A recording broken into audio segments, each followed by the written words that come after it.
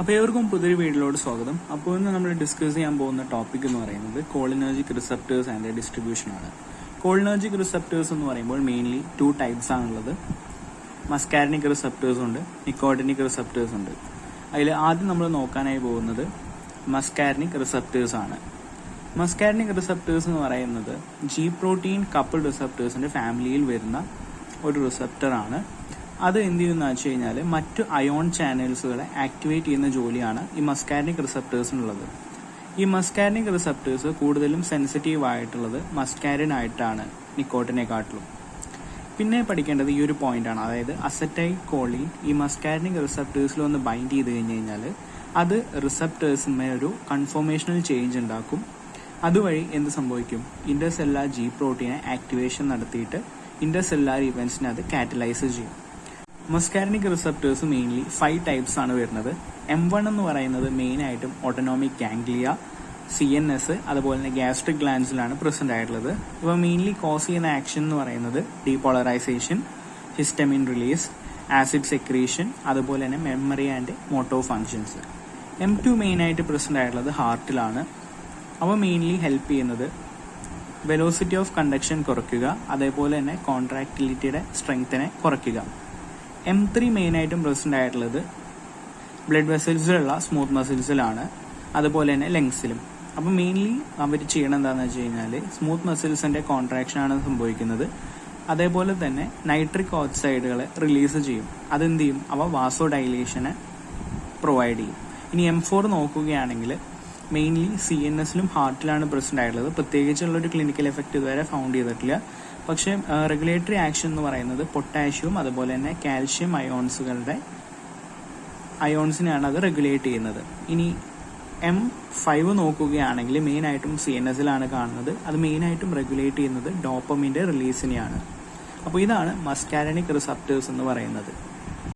Nicotinic receptors എന്ന് പറയുന്ന name derive ചെയ്തിട്ടുള്ളത് നിക്കോട്ടിനിൽ നിന്നാണ്.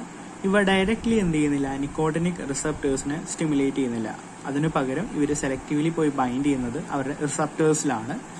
അതുപോലെ തന്നെ ഇതൊരു അയോണോട്രോപ്പിക് ആയിട്ടുള്ള ഒരു റിസപ്റ്റേഴ്സ് ആണ്. ലിങ്ക് ചെയ്തിട്ടുള്ളത് അയോൺ ചാനൽസിലാണ്. അപ്പോൾ നിക്കോട്ടിനിക് റിസപ്റ്റേഴ്സിനെ ആക്ടിവേറ്റീവ്ലി സെലക്ട് ആക്കുന്നത് ഏത് വഴിയാണ്? നിക്കോട്ടിൻ വഴിയാണ്. അപ്പോൾ ഈ നിക്കോട്ടിന്റെ ആക്ഷനെ ബ്ലോക്ക് ചെയ്യാനായിട്ട് യൂസ് ചെയ്യുന്ന ഡ്രഗ്സുകളാണ് ടുബോക്കുറാറിനും അതേപോലെ തന്നെ ഹെക്സാമെത്തോണിയവും. ഈ നിക്കോട്ടിനിക്കിന്റെ സ്ട്രക്ചർ നോക്കുകയാണെങ്കിൽ ഒരു പെൻഡാമറിക് സ്ട്രക്ചർ ആണ് ഇതിൽ വരുന്നത്. പിന്നെ മെയിൻ ആയിട്ടും 2 ടൈപ്സ് ഉണ്ടെന്ന് പറയാം. ഒന്ന് മസിൽ ടൈപ്പ് നിക്കോട്ടിനിക് റിസപ്റ്റേഴ്സ് ഉണ്ട്, ന്യൂറോണൽ ടൈപ്പ് നിക്കോട്ടിനിക് റിസപ്റ്റേഴ്സ് ഉണ്ട്. Muscle type nicotinic receptors mainly കാണുന്നത് സ്കെലറ്റൽ ന്യൂറോ മസ്കുലർ ജംഗ്ഷനിലാണ്. ന്യൂറോണൽ ടൈപ്പ് നിക്കോട്ടിനിക് റിസപ്റ്റേഴ്സ് കാണുന്നത് അഡ്രിനൽ മെഡുലറി സെൽസിലാണ്. കൂടുതലും ഈസി ആക്കാനായിട്ടാണ് ഈ ഒരു ഫ്ലോ ചാർട്ട് അല്ലെങ്കിൽ ഒരു ഡയഗ്രാമാറ്റിക് റെപ്രസെന്റേഷൻ നമ്മൾ തരുന്നത്. അതായത് നിക്കോട്ടിനിക് ടൈപ്പ്, അതായത് നമ്മൾ പറയുന്നത് പോലെ ഈ മസിൽ ടൈപ്പ് നിക്കോട്ടിനിക് റിസപ്റ്റേഴ്സ് ആയിട്ടുള്ള NM ആണെങ്കിൽ എന്തൊക്കെ കാര്യങ്ങളാണ് പഠിക്കേണ്ടത്? ഒന്ന് ലൊക്കേഷൻ, അത് മെയിനായിട്ടും കാണുന്നത് സ്കെലറ്റൽ ന്യൂറോ മസ്കുലർ ജംഗ്ഷനിലാണ്. ഇപ്പോൾ നോക്കുകയാണെങ്കിൽ ഇവരുടെ ഫംഗ്ഷൻ എന്ന് പറയുന്നത് എക്സൈറ്റേറ്ററി ഉണ്ട്, ഡീപോളറൈസേഷൻ ഉണ്ട്, പിന്നെ മെയിനായിട്ട് വരുന്ന സ്കെലറ്റൽ മസിലിന്റെ കോൺട്രാക്ഷൻ.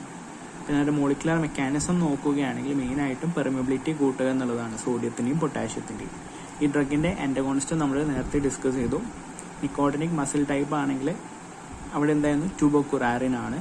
അതിന്റെ എഗോണിസ്റ്റ് എന്ന് പറയുന്നത് അസറ്റൈൽ കോളിൻ, നിക്കോട്ടിൻ, അമോണിയം. ഇനി നമുക്ക് ന്യൂറോണൽ ടൈപ്പ് നിക്കോട്ടിനിക് റിസപ്റ്റേഴ്സ് നോക്കുകയാണെങ്കിൽ ഇതിൽ വരുന്ന ലൊക്കേഷൻ നമ്മൾ നേരത്തെ പറഞ്ഞു അഡ്രിനൽ മെഡുല, അതേപോലെ തന്നെ ഗാംഗ്ലിയോണിക് സെൽസ്. ഇതിന്റെ ആന്റഗോണിസ്റ്റ് എന്ന് പറയുന്നത് ഹെക്സാമെത്തോണിയം ആണ്. ഇതിന് യൂസ് ചെയ്യപ്പെടുന്ന എഗോണിസ്റ്റ് എന്ന് പറയുന്നത് അസറ്റൈൽ കോളിൻ, നിക്കോട്ടിൻ. പിന്നെ ഇതിന്റെ മോളിക്കുലർ മെക്കാനിസം നോക്കുകയാണെങ്കിൽ കാറ്റയോന്റെ പെർമിബിലിറ്റി ആണ് കൂട്ടുന്നത്. മറ്റേതിൽ പറയുന്നത് പോലെ തന്നെ കാറ്റയോന്റെ പെർമിബിലിറ്റി ആണ് കൂട്ടുന്നത്, സോഡിയവും പൊട്ടാഷ്യവും. പിന്നെ ഇതിന്റെ ഫംഗ്ഷൻ എന്ന് പറയുന്നത് എക്സൈറ്റേറ്ററി, ഡീപോളറൈസേഷൻ, അതുപോലെ തന്നെ നമ്മുടെ അഡ്രിനൽ മെഡുല ആയതിനാൽ തന്നെ നമ്മുടെ അഡ്രിനാലിന്റെ റിലീസ് അഥവാ കാറ്റഗോളമീൻ, അഡ്രിനാലിന്റെയും നോർ അഡ്രിനാലിന്റെയും റിലീസാണ് ഇതിൽ മെയിനായിട്ട് വരുന്നത്.